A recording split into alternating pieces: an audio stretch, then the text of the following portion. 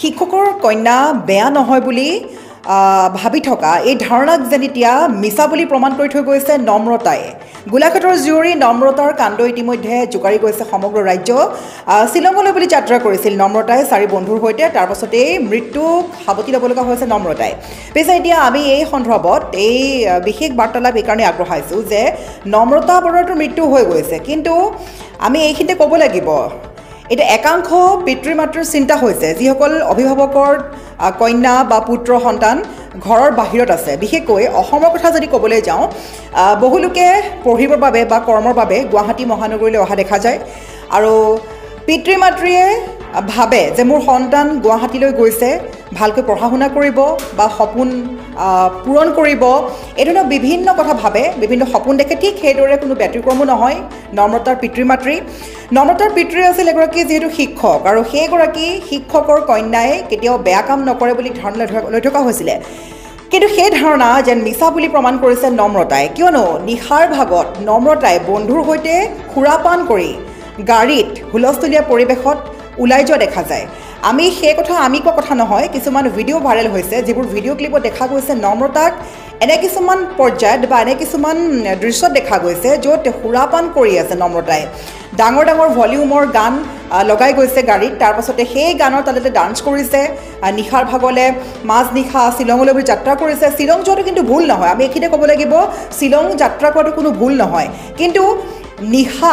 নিশা সুৰাৰ ৰাগীত মাতাল হৈ বন্ধুৰ সৈতে শ্বিলং যোৱাটো বা পিতৃ মাতৃক মিছা কথা কৈ শ্বিলং যোৱাটো জানো গ্ৰহণযোগ্য, যাৰ বাবে আজি নম্ৰতাৰ দৰে যুৱতীগৰাকীয়ে নিজৰ প্ৰাণ হেৰুৱাবলগীয়া হৈছে। এইখিনিতে ক'ব লাগিব, আৰু এটা কথা ক'ব লাগিব যে নম্ৰতাক এয়া হত্যা কৰা হৈছে নে আন কিবা। বহুলোকে কৈ আছে বা নম্ৰতাৰ এই কাণ্ডক লৈ ইতিমধ্যে যি খবৰ লাভ কৰা গৈছে সেই খবৰ অনুযায়ী নম্ৰতাৰ দুৰ্ঘটনা হোৱা বুলি কোৱা হৈছে, কিন্তু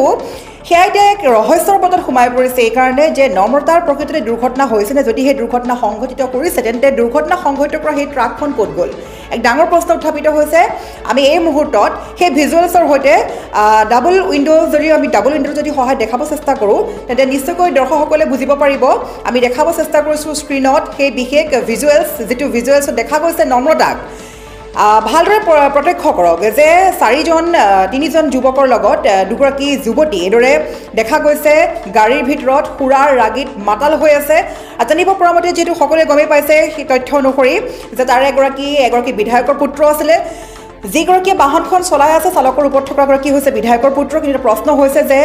যিহেতু কোৱা হৈছে যে শ্বিলঙৰ নংপুত এই ঘটনা সংঘটিত হৈছে, কিন্তু এই ঘটনা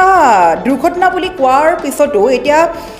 এতিয়ালৈকে কোনো তথ্য লাভ কৰা নাই যে যিখন ট্ৰাকে দুৰ্ঘটনা কৰা বুলি কোৱা হৈছে সেই ট্ৰাকখন গ'ল ক'ত। ডাঙৰ প্ৰশ্নৰ অৱতত সোমাই পৰিছে।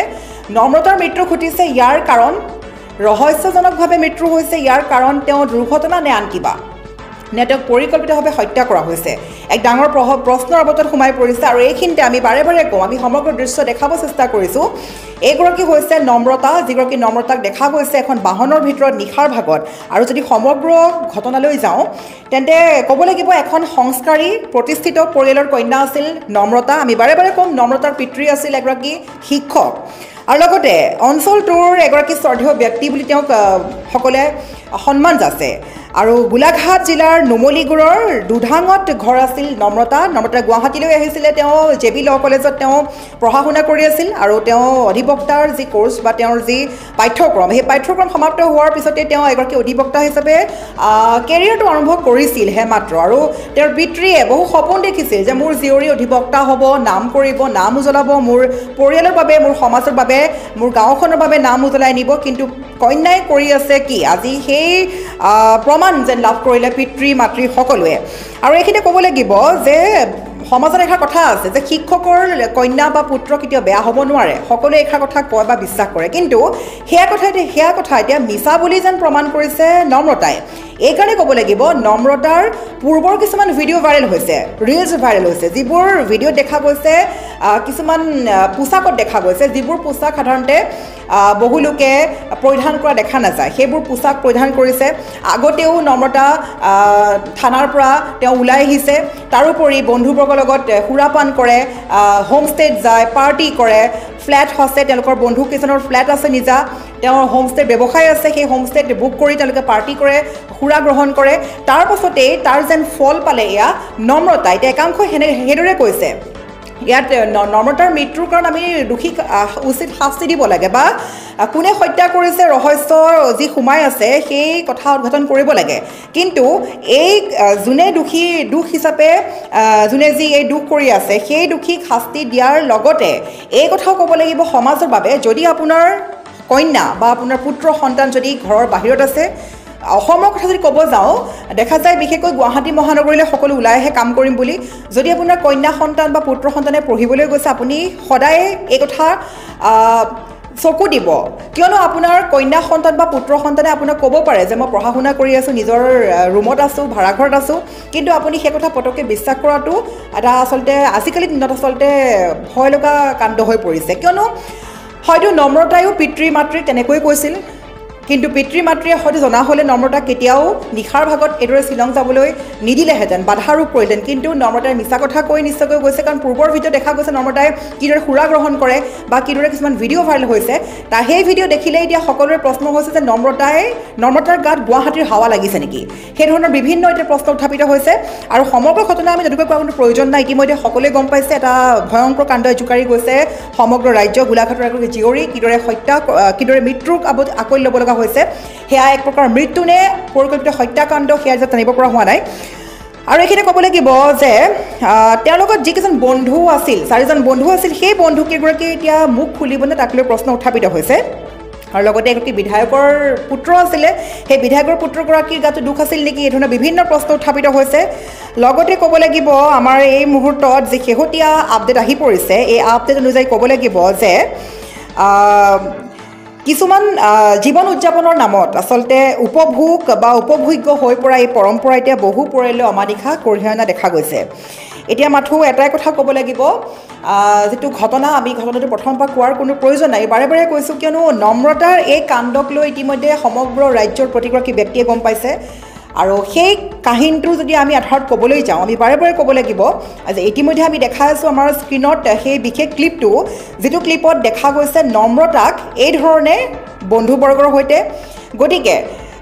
সেইসকল পিতৃ মাতৃক আমি বাৰে বাৰে সাৱধান বাণী প্ৰেৰণ কৰিছোঁ এই কাৰণেই এই ধৰণৰ নম্ৰতাৰ দৰে আগতেও এই ধৰণৰ কাণ্ড সংঘটিত হৈছে বা ভৱিষ্যতলৈও হ'ব পাৰে কিয়নো গুৱাহাটী মহানগৰীত সদায় নিশ্চয়কৈ শুনি আছে আজি যদি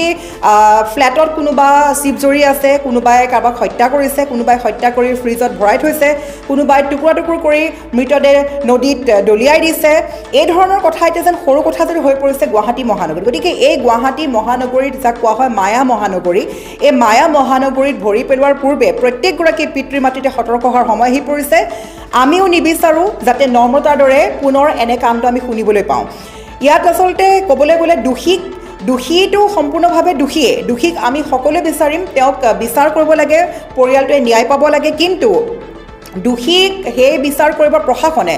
সেই বিচাৰ প্ৰশাসনৰ দায়িত্ব হয় কিন্তু আমি এই কথা বাৰে বাৰে সমাজৰ বাবে ক'ব লাগিব যে দোষীৰ সমান্তৰালকৈ নম্ৰতাই যদি আজি সেই ধৰণৰ বন্ধুবৰ্গৰ লগত যদি উঠা বহা নকৰিলেহেঁতেন বা নম্ৰতাই যদি পিতৃ মাতৃক মিছা কথা কৈ সুৰা সেৱন নকৰিলেহেঁতেন বা নম্ৰতাই যদি এই ধৰণে নিশাৰ ভাগত ওলাই নগ'লহেঁতেন তেন্তে নম্ৰতা আজি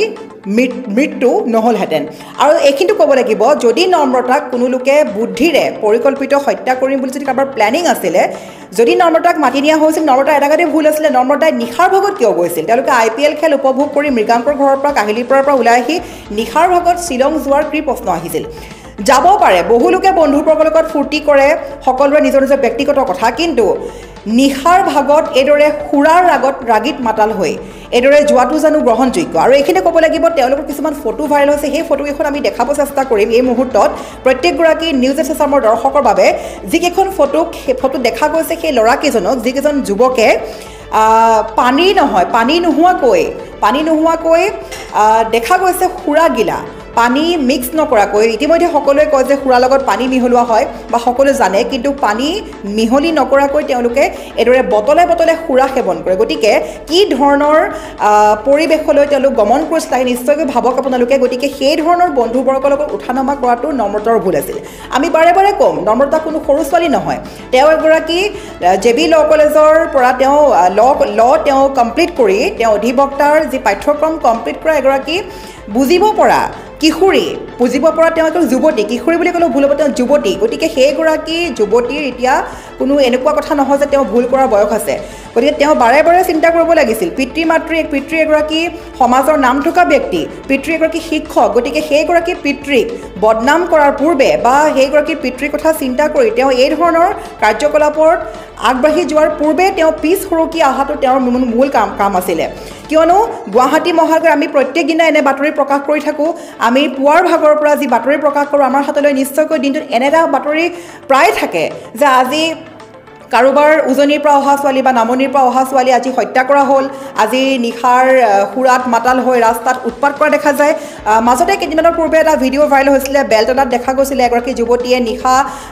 ইমানেই নিচা কৰিছিল তেওঁ সুৰা ইমানেই গ্ৰহণ কৰিছিল তেওঁ গমেই নাপায় তেওঁ প্ৰকৃততে কি কৰি আছিলে সেয়া কেৱল এটা দুটা ভিডিঅ' নহয় ইতিমধ্যে বহু ভিডিঅ' ভাইৰেল হৈছিলে আৰু সেই ধৰণৰ কাণ্ড হোৱাৰ পিছতো এই এছাম যুৱক যুৱতী সতৰ্ক হোৱাটো খুবেই জৰুৰী আছিল আৰু পিতৃ মাতৃয়ে নাজানে তেওঁলোকে গুৱাহাটীত কি কৰি আছে আমি বাৰে বাৰে কৈছোঁ নম্ৰতাৰ পিতৃও আন পিতৃৰ দৰে সপোন দেখিছিল যে মোৰ জীয়ৰী অধিবক্তা হ'ব সমাজৰ বাবে নাম কঢ়িয়াই নিব গাঁৱৰ বাবে নাম কঢ়িয়াই নিব পৰিয়ালৰ বাবে নাম কঢ়িয়াই নিব কিন্তু সেইগৰাকী পিতৃক মিছা কথা কৈ এইদৰে গুৱাহাটী মহানগৰীত যুৱক যুৱতীৰ লগত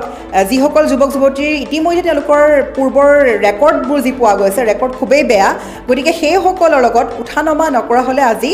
নম্ৰতাৰ এই গতি নহ'লহেঁতেন কিন্তু আমি শেষত এয়াই ক'ব চেষ্টা কৰিম নম্ৰতাক যদি পৰিকল্পিতভাৱে হত্যা কৰা হৈছে সেই হত্যাকাৰীৰ বিচাৰ হ'ব লাগে তদন্ত হ'ব লাগে প্ৰয়োজন হ'লে সকলো যি আইনৰ যি ব্যৱস্থা আছে আইনী পদ্ধতিৰে গৈ প্ৰয়োজন হ'লে যদি ফাঁচিও হ'ব লাগে ফাঁচি হোৱাটো সকলোৱে বিচাৰিব যদিহে সমগ্ৰ ঘটনাৰ দোষী হিচাপে দোষীজন সাব্যস্ত কৰা হয় তেন্তে যিকোনো ধৰণৰ কঠোৰ ব্যৱস্থা গ্ৰহণ কৰিবলৈ আমিও সকলোৱে বিচাৰিম মুঠৰ ওপৰত এই যি ভিডিঅ' আমি দেখাই আছোঁ এই ভিডিঅ'টোৰ সন্দৰ্ভত আমি এইকাৰণেই লাইভ যোগে এই কথা আমি বাৰ্তালাপ আগবঢ়াইছোঁ যে প্ৰত্যেকগৰাকী সমাজৰ পিতৃ মাতৃ অভিভাৱকসকল সাৱধান হওক নিজৰ কন্যা সন্তান নিজৰ পুত্ৰ সন্তানক পঢ়িবলৈ পঠিয়াইছে আন ঠাইলৈ বা চাকৰি কৰিবলৈ পঠাইছে কিন্তু চকু দিয়া কৰক যে আপোনাৰ সন্তানে কৰি আছে কি কিয়নো যিকোনো মুহূৰ্তত এই ধৰণৰ ঘটনা পুনৰাবৃত্তি হ'ব পাৰে